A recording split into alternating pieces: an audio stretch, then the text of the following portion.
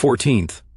The storm set to sweep Oscars. Chicago. As the movie world prepares for its annual Academy Awards extravaganza in an unaccustomed venue, indications are that the combined Us-Nar miniseries The Storm is set to sweep the boards. The Storm will almost certainly bring away the Oscars for Best Actor, Best Actress, Best Supporting Actor and Actress, Best Director, Best Soundtrack, and Best Screenplay, with wins possible in several other categories.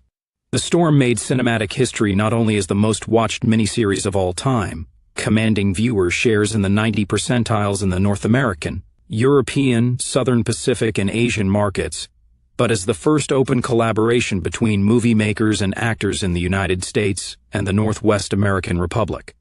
The Storm raised eyebrows with its unique production technique of two separate plot lines and casts.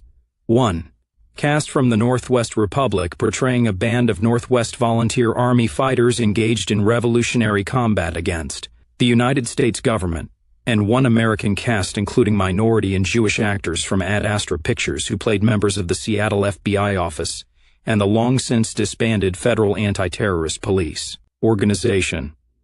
Since under the Constitution of the Northwest Republic, non-whites and people of Jewish ancestry are not allowed into the country, most of the American cast scenes were filmed in Hollywood, while the outside scenes and NVA segments of the movie were shot in Seattle, along with a meld of old news footage from the Trouble which gives The Storm a convincing period flavor. White American actors Del Raymond, Sean Carroll, Denise Winters, and Pete Parisi, as well as other white cast members from Ad Astra who play FBI agents and FATPO officers, were in fact allowed into the Republic and shot outdoor scenes there, which led to friction and a number of resignations and protests among minority cast members. Each cast also used its own American Aslan and Northwest writers to produce their own sections of dialogue, so that both sides of the conflict were presented in balance. Action sequences were based on actual historic events which took place during the Northwest Insurgency, which is known in the Republic as the War of Independence. Director Kelly Shipman, H.A. Covington, supervised Hollywood assistant director Ray Thorne on the Ad Astra set by satellite video conference hookup, and also in person, on several occasions until Northwest cast members and personnel were banned from entering Aztlán by the Oficio de Diversidad Nacional. The Storm has been widely praised by drama and film critics as being the most realistic and convincing portrayal of the Northwest conflict yet achieved by the cinematic art.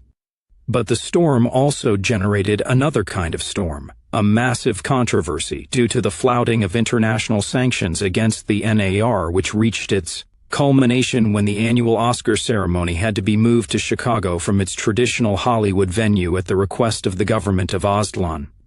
Presidente de la Raza Mario Fuentes expressed profound regret at his government's decision but said that we feel it is inappropriate for a nation such as ours, which has been founded on freedom, diversity, and multiculturalism, to be host for a ceremony which honors a film such as The Storm, a film not only produced in blatant violation of international sanctions and Aztlán law, but which presents a skewed and glorified view of one of the most tragic and horrific episodes in living memory. We regret that the Ad Astra studio saw fit to collaborate in the making of this deeply racist picture, and we consider it a sufficiently serious breach of our laws and of simple human decency so that a criminal investigation has been opened. The Storm has been banned from public showing or broadcast nationwide in Aztlán and also in several American cities with large Jewish and minority populations such as New York, Philadelphia, and Atlanta, on the grounds that it allegedly promotes racism.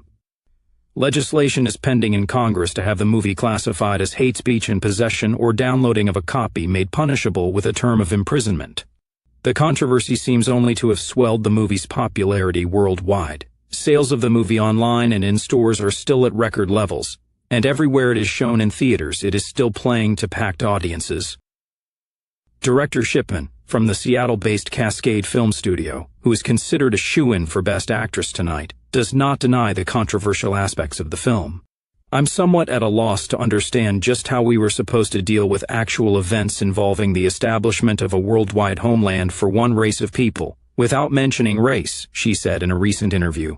The entire history of the North American continent is based on racial conflict. We tried pretending that race didn't exist for a lengthy period during the last century, and you see where it got us all. Ms. Shipman is considered likely to carry off not only the Best Director, but the Best Actress award for her portrayal of NVA guerrilla and intelligence operative Captain Emmeline Parsons, codename Nightshade. Responding to concerns that the Storm's allegedly heroic portrayal of the Northwest Volunteer Army, who officially are still considered terrorists by the United States and Aslan legal systems, would offend minorities and people of the Jewish faith, Ms. Shipman said, "I have to confess that catering to the sensitivity of the Jews was rather low on our scale of priorities when we were making the film. All I can really add is that with a 91% viewer share in the United States last April when The Storm was first broadcast, I don't think it could have been all that offensive. Offended or not, people watched it." Ms. Shipman, who is married to General Nigel Moore of Special Service, or SS, herself served in the Northwest Insurgent Forces during the Trouble as an 18-year-old nurse. She is modestly dismissive of that time in her life. "I wasn't actually ever in the NVA," she said. "I think I joined something like 2 or 3 days after it officially became the Northwest Defense Force. So I was never a domestic terrorist, if you insist on the term. No $50,000 bounty on my head. It was while the Longview Conference was going on. I was a member of the official army of a government, even if it wasn't formally recognized yet.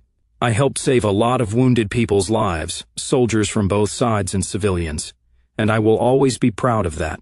Mostly I just remember that was a cold, wet winter, and I had to sleep in a tent in a clammy sleeping bag a lot of the time, when I wasn't on night shift or in the OR. I was issued a pistol at some point, in case our field hospital was attacked, but I don't remember ever firing it.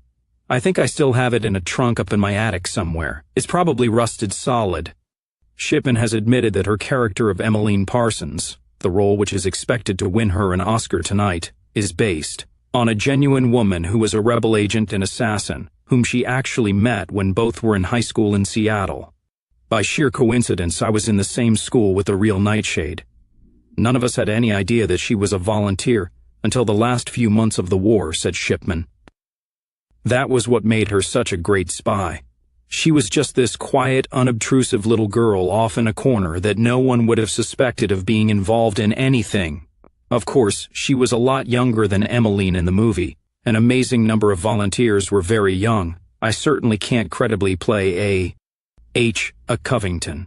Teenager again, so my movie Nightshade had to age some, up into her late 20s. Late 20s I can still manage, thanks to a lot of time on the treadmill and a really great makeup crew. When we were doing the film, I tracked the real girl down and got together with her. We lived over old times at Hillside High, and she and her husband gave me a lot of really great tips and advice on the role. But she wouldn't even let me give her a mention in the end credits of the movie. She's married with children of her own in high school now, and she didn't want her kids to have to deal with their mom being known as the real deadly Nightshade." Chicago police are on high security alert to deal with a number of planned demonstrations against the Oscar ceremonies, to be held in the Daley Plaza Civic Center beginning at 8 p.m. Central Time tonight. Rachel Cohen, spokesperson for the Anti-Defamation League of B'nai B'rith, and Barry Glickstein of the Coalition for Anti-Fascist Action, issued a press release